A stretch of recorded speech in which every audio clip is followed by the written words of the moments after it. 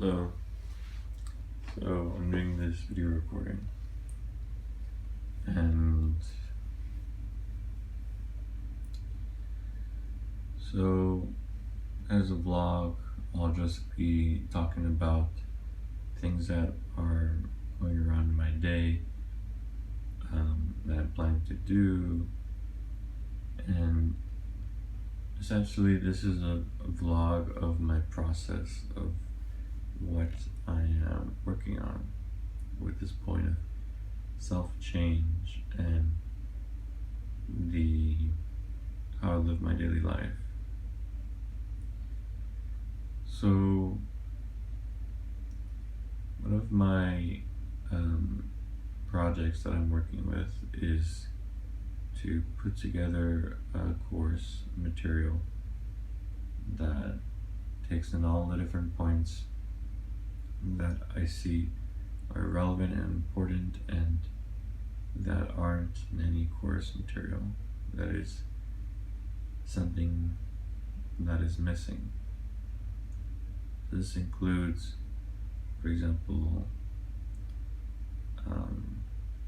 facts about our diaphragm, the diaphragm muscle, which is the one muscle we can directly control, which is a muscle for breathing, but it also has many functions, such as when you're using the bathroom to poop, your diaphragm, you can utilize it to help you poop easier.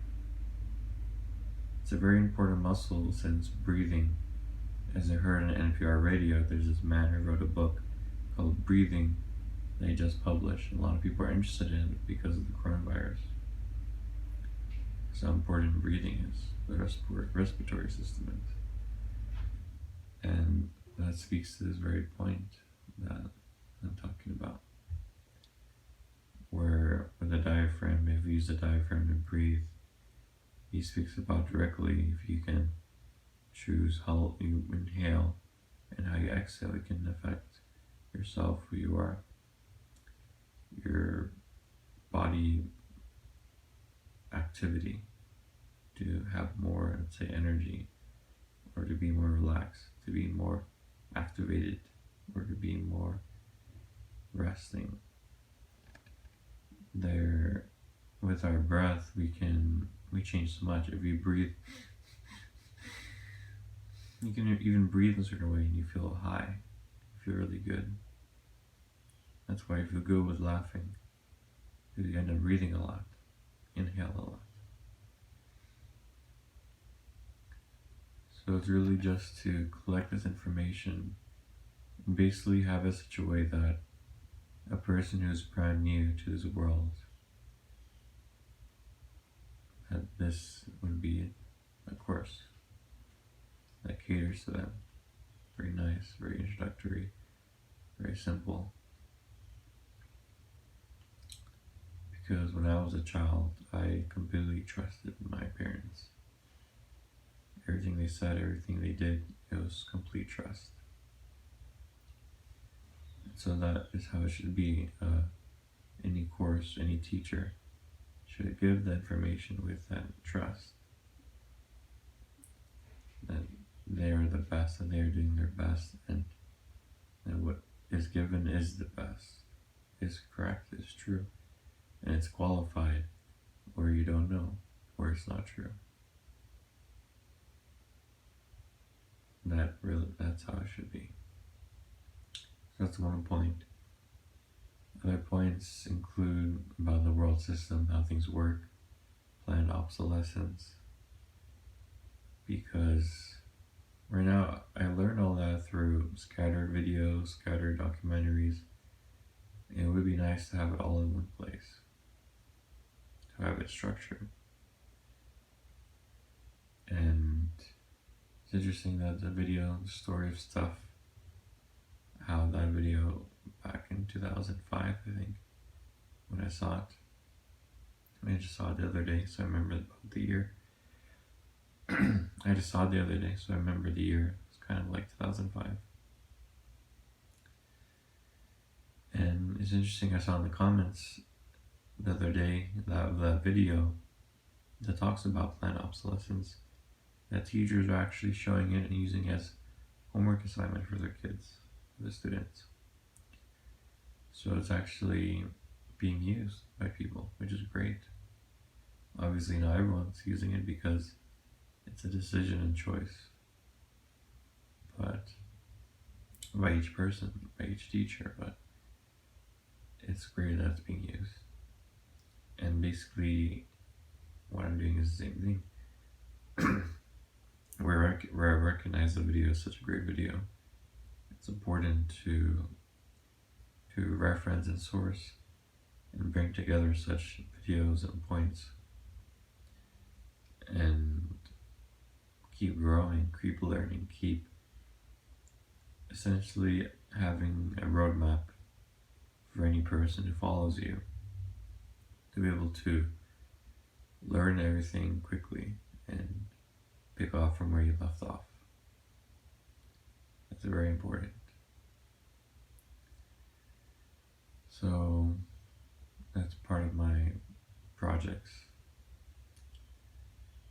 And in my daily life, I'm working on points of understanding of myself.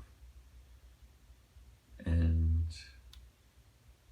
one of the things that I was reflecting on was with the Destiny group, how seeing when I first joined, it was 3 years before I actually joined, 3 years where I was very actively participating in my own writings and self-forgiveness and simply learning everything. And for me, it was a really huge inspiration to see the group movement, the videos that each person was producing, and the blogs each person was producing, and simply is very inspiring to see that movement. And that made me want to do the same thing as well. That kind of group mentality, which is a great thing. It's not bad, it's really good. It's good to move as a group, it's good to be inspired by each other. And in the group of life, we do need to move as a group. We can't move thinking that I'm just me as an individual. That's what we have today. That's capitalism. Thinking only of ourselves individually. We have to move collectively as a group, with money, with how things move, with how things work. We have to think as a group, because that is what works, that's what has power, that's what is real. And currently that's how this system also enslaves individuals within money to work for money, to move as a group, as a company or business, because of the necessity of money, but not by choice, not pure choice, free from the influence of money. Imagine if money was taken care of, money was not an issue, and you simply chose and did exactly based on everything else that matters, the group, the people, the business, the product. Imagine if every single job gave you the same amount of money, if everyone earned the same, then what would you do in that choice? I can see how those who would be asked that question, they have no idea what they would do, because their point of what they love to do, their passion, what makes them alive, what makes them interested, they don't have that, they don't see that. But everyone has that point within them, because that's very much a point from childhood, and all of our memories are within us. Our childhood, our child self is still within us.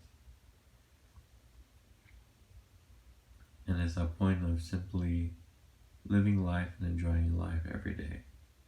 Life not being a struggle, life not being about making money, life not being about fighting or resisting, but actually giving, serving, enjoying, being part of the group, and living and moving as one. Where it's really about living, giving, thriving, and not surviving, because a lot of us are in a survival mentality. That's what I believe the age of zombies represents: survival.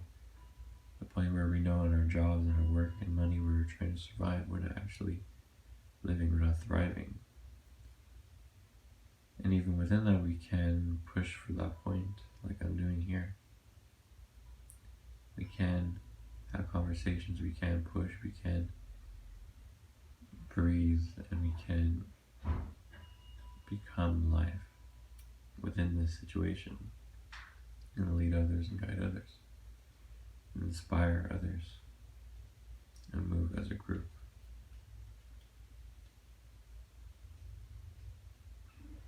If we do this every day, this 12-minute video, if we all just did something every day, that would work. It's about that movement, self-movement, giving, and moving as one, and moving together as equals, and speaking to each other how we would like to be spoken to, and having that regard, respect, as well as that understanding that what we're doing is something serious and we have to push for the best from each other. We have to be serious and be honest, be vulnerable, be intimate, and share really unconditionally, like I'm doing here. Okay. I'll end it here. Bye.